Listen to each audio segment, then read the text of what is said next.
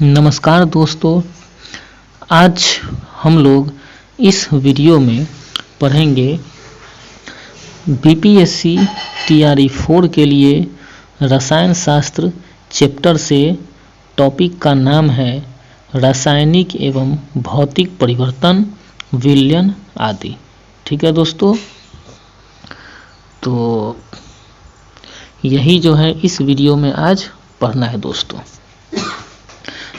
अगर अभी तक आपने मेरे इस YouTube channel Sonu Kumar classes को सब्सक्राइब नहीं किया है तो इसको निश्चित रूप से सब्सक्राइब कर लें ताकि इम्पोर्टेंट नोटिफिकेशन आपको मिलता रहे। ठीक है दोस्तों, तो फिर वीडियो को शुरू करते हैं। देखिए, पहला क्वेश्चन में है कि भौतिक परिवर्तन का एक उदाहरण है।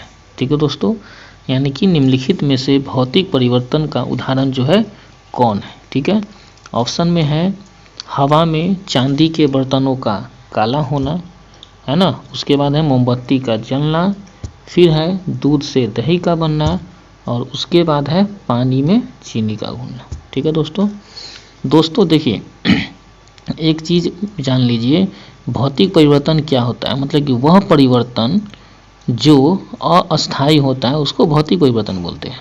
और रासायनिक परिवर्तन क्या होता है, जो एक बार परिवर्तित हो गया वो अस्थायी हो जाएगा, फिर से वो रिवर्स नहीं होता है ना। तो वो जो है आपका रासायनिक परिवर्तन होता है। तो इसमें कौन जो है आपका भौतिक परिवर्तन है। ठीक है दोस्तों, देखिए, तो इसका आंसर दोस्तों हो जाएगा ये पानी में चीनी का घुलना। ठीक है, यानी पानी में चीनी का घुलना जो है एक भौतिक परिवर्तन है। ठीक है, क्योंकि पानी में जब चीनी घुल जाएगा तो फिर से जो है हम क्या करेंगे कि फिर से जो है सो उसको हम चीनी को प्राप्त कर सकते हैं, लेकिन रासायनिक परिवर्तन में उसको प्राप्त हम फिर से नहीं कर सकते पुराने वाले पदार्थ को। देखिए, इसका हम लोग व्याख्या देख लेते हैं।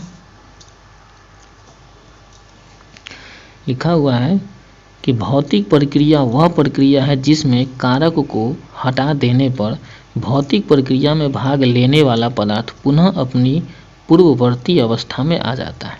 ठीक है, भौतिक प्रक्रिया अस्थायी एवं उत्क्रमणीय होती है। ठीक है, पानी में चीनी का घुलना एक भौतिक परिवर्तन है क्योंकि वाष्पन द्वारा चीनी को पुनः प्राप्त किया जा सकता है। ठीक है दोस्तों, चलिए अगला क्वेश्चन पर हम लोग ध्यान देते हैं। अगला क्वेश्चन है कि किस नियम के अनुसार समान ताप और दाब पर सभी गैसों के निश्चित आयतन में अणुओं की संख्या समान होती है। ठीक है, क्वेश्चन कह रहा है किस नियम के अनुसार समान ताप और दाब पर, यानी समान ताप भी है और समान दाब भी है, तो उस पर सभी गैसों के निश्चित आयतन में अणुओं की संख्या समान होती है। ठीक है, तो इसका आंसर हो जाएगा दोस्तों ये एवोगाद्रो का नियम। ठीक है, इसका व्याख्या हम लोग देखते हैं।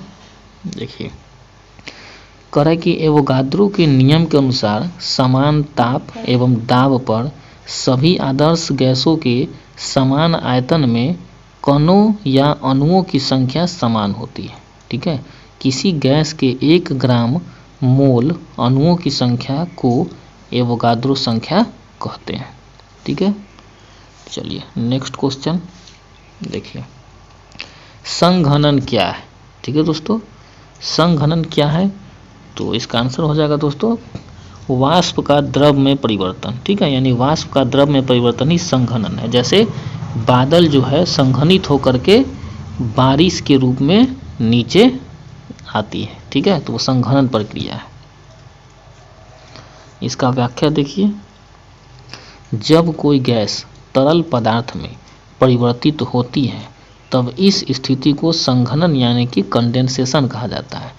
अर्थात संघनन एक ऐसी प्रक्रिया है जिसमें कोई गैस संगठित होकर अर्थात ठंडी होकर द्रव अवस्था में बदल जाती है। ठीक है दोस्तों, उदाहरण देखिए, बादल, कोहरा, वर्षा इत्यादि से प्रदर्शित किया जाता है। ठीक है दोस्तों।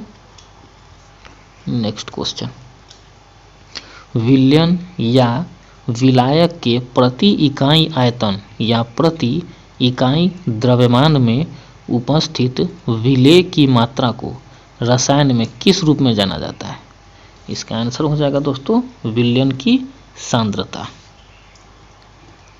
इसका व्याख्या देखिए, विलयन या विलायक के प्रति इकाई आयतन या प्रति इकाई द्रव्यमान में उपस्थित विलेय की मात्रा को रसायन में विलयन भी सांद्रता के रूप में जाना जाता है। ठीक है दोस्तों। एक चीज दोस्तों देखिए कि विलयन और विलायक और विलेय वो क्या होता है। देखिए, जैसे शरबत बनाने के लिए हम लोग क्या करते हैं, पानी में चीनी मिला देते हैं, ठीक है, उसको मिला देते हैं, वो क्या हो गया, शरबत बन गया। तो यहाँ पर शरबत जो हुआ दोस्तों, उसको हम लोग विलयन बोलते हैं। ठीक है। और विलयन में जिस पदार्थ की मात्रा कम होती है उसको हम लोग विलेय बोलते हैं, और जिस पदार्थ की मात्रा ज़्यादा होती है उसको हम लोग विलायक बोलते हैं। ठीक है। तो शरबत में चीनी का मात्रा कम होता है तो चीनी को हम लोग विलेय बोलेंगे, और जल का मात्रा ज़्यादा होता है तो जल को हम लोग विलायक बोलते हैं। ठीक है। तो देखिए इसका व्याख्या क्या कर रहा है कि विलयन या विलायक के प्रति इकाई आयतन या प्रति इकाई द्रव्यमान में उपस्थित विलेय की मात्रा को रसायन में विलयन भी सांद्रता के रूप में जाना जाता है। ठीक है। आगे देखिए क्या कर रहा है कि विदित हो कि विलयन दो या दो से अधिक अवयवों का समांगी मिश्रण होता है। ठीक है। समांगी मिश्रण से तात्पर्य मिश्रण में सभी जगह इसका संघटन व गुण एक समान होता है। ठीक है। सामान्यतः जो अवयव अधिक मात्रा में उपस्थित होता है वह विलायक कहलाता है। विलायक विलयन की भौतिक अवस्था निर्धारित करता है जिसमें विलयन विद्यमान होता है।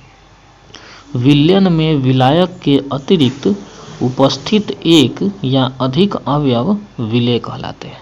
ठीक है दोस्तों। अगला प्रश्न, पानी का इलेक्ट्रोलाइसिस क्या है? ठीक है। इसका आंसर हो जाएगा दोस्तों विघटन प्रतिक्रिया। ठीक है। देखिए इसका व्याख्या क्या है। पानी का इलेक्ट्रोलाइसिस एक विघटन अभिक्रिया है जिसमें पानी अपने घटक तत्वों हाइड्रोजन तथा ऑक्सीजन में टूट जाता है। ठीक है। यहाँ देखिए ये जो है सो सूत्र है ना, ये है दोस्तों। ठीक है। देखिए यहाँ पर ये जो इसमें दिया हुआ है ना, हाइड्रोजन यानी कि जल जो है सो किस में टूट गया, यानी हाइड्रोजन में और ऑक्सीजन में टूट जाता है। ठीक है दोस्तों। देखिए इसका और क्या कह रहा है,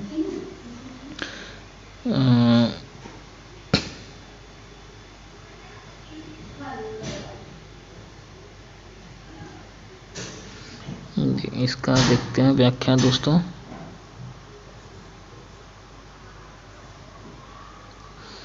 देखिए इसका समझिए, जैसे ये जल है ना दोस्तों, तो जल जब टूटता है, ठीक है, तो जल किससे बना हुआ, हाइड्रोजन और ऑक्सीजन से बनता है। तो जब ये टूटेगा तो किस में टूट जाएगा, ये हाइड्रोजन में टूट जाता है और ऑक्सीजन में दोस्तों ये टूट जाता है। ठीक है।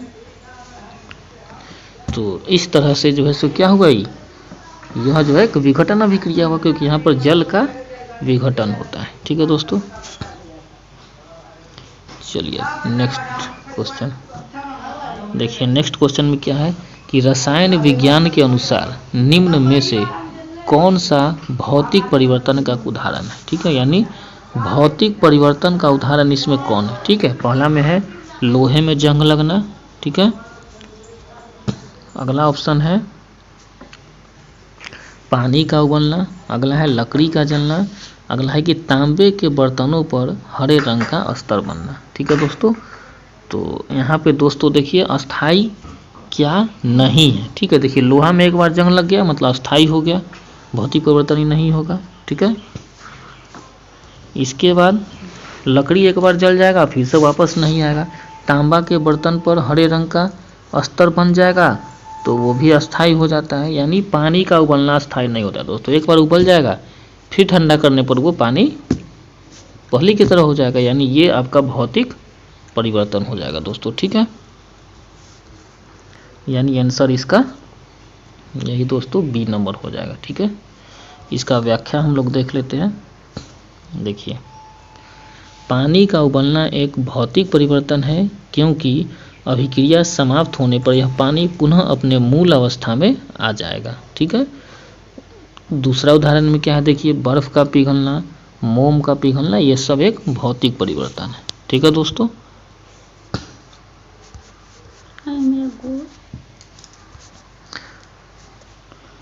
तो दोस्तों इस तरह से हम लोगों ने इस वीडियो में जो है रासायनिक एवं भौतिक परिवर्तन और विलयन आदि का जो है सो पहला भाग हम लोगों ने पढ़ा। ठीक है, इसका अगला भाग जो है सो अगले वीडियो में आएगा।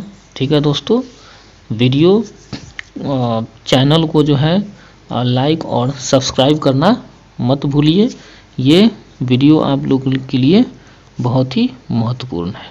तो दोस्तों मिलते हैं फिर अगले वीडियो में। धन्यवाद।